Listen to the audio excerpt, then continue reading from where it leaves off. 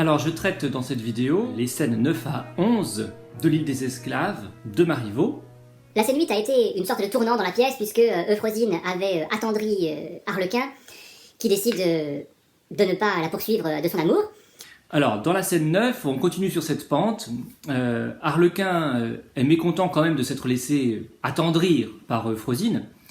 Et il s'approche d'Iphicrate pour lui vanter les mérites de Cléanthes, comme promis, puisque Cléanthes voulait sortir avec Iphicrate.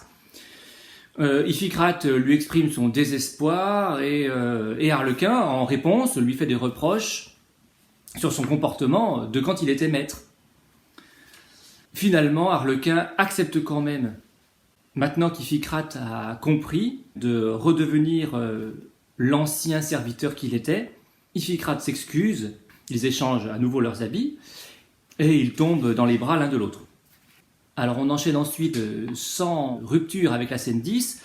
Cléanthes, en les voyant qui tombent dans les bras l'un de l'autre, est très mécontente de ce changement de situation. Elle aurait bien aimé rester maîtresse un peu plus longtemps, et le fait que Arlequin renonce à son statut de maître pour redevenir serviteur, ça la gêne. Alors elle prononce à ce moment-là une tirade contre les nobles, qui valent moins que leurs serviteurs. Alors là, c'est encore une des idées principales des Lumières, qui est que tous les hommes sont égaux.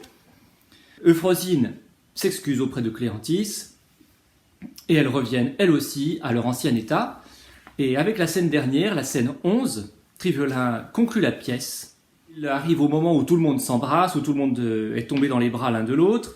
Il rend la liberté, évidemment, au maître, et il conclut sur cette maxime: la différence des conditions n'est qu'une épreuve que les dieux font sur nous.